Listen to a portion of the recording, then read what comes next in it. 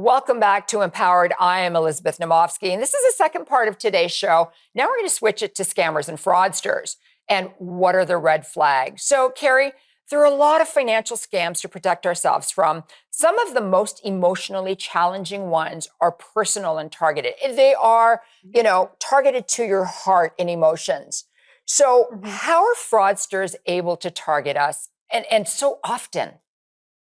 Right. It's really easy for them to do because they navigate through social media to find their target, right?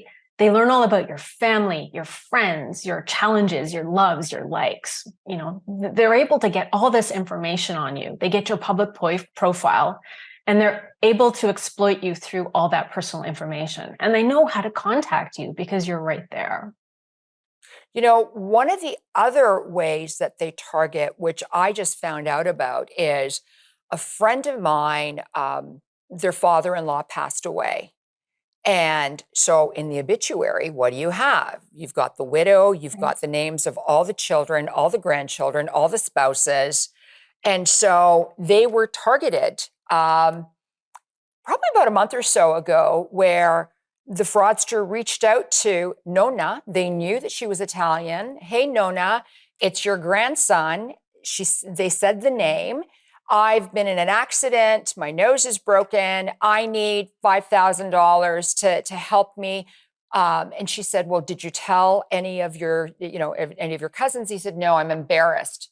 And this person actually went to the bank, and the bank said, no, we're not giving you the money. We'll only give you $2,500. And she went back home, called them and said, I only have $2,500. And they said, that'll do. And that's what triggered it, when she knew that it was a fraud. This sounds like the grandparent scam to me. So why don't you explain the grandparent scam? Because it is very, very much like it. Yeah, no. So basically the scammers, they find all the information. It could be through an obituary. It could be through social media. And grandparents and seniors are really trusting. This is kind of still new to them. They didn't grow up with all these red flags that happen across social. So someone will impersonate their grandchild and they'll call them up and ask for financial assistance. And they could call them, and from a different country, and they'll say they're in a different country and say they're in crisis and they need money right away.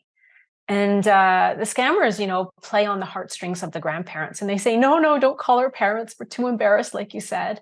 And grandparents want to help their grandkids, so they'll send the money. And, when the scammers isolate them from contacting their family to check in, this is a huge red flag that seniors should be aware of, because, they should be contacting family if a grandchild is in a crisis. So that's one way around that. But this is a really common scam now. It is. But and you know what else I heard, Kerry, which I thought was really interesting, that as a grandparent, you should say to the scammer, so do you have Fluffy with you, the dog? And say the dog's name. And if they say, yes, the dog's with me, you'll know whether that's your grandchild or not, because you know whether they have a dog, a cat, and what the name of the pet is.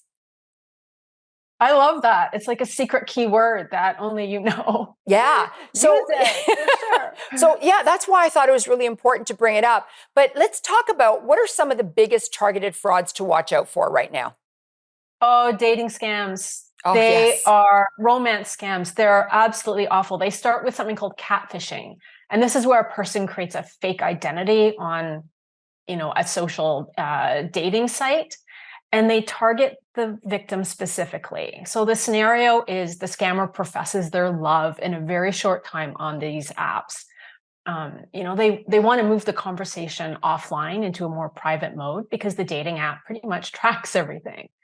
And eventually, after they've romanced this poor person, they have an excuse always to not meet them in person. They claim they work overseas. And then they say they're in a crisis and they need money.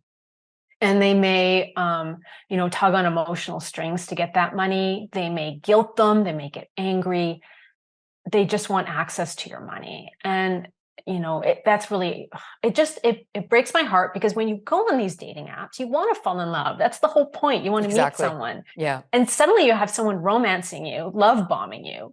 And next thing you know, they want access to your money. So this is really common. And I actually went online and I asked a lot of people on Twitter, I'm like, well, what do you do? And it was a whole bunch of guys that came online. They say, don't give anyone money.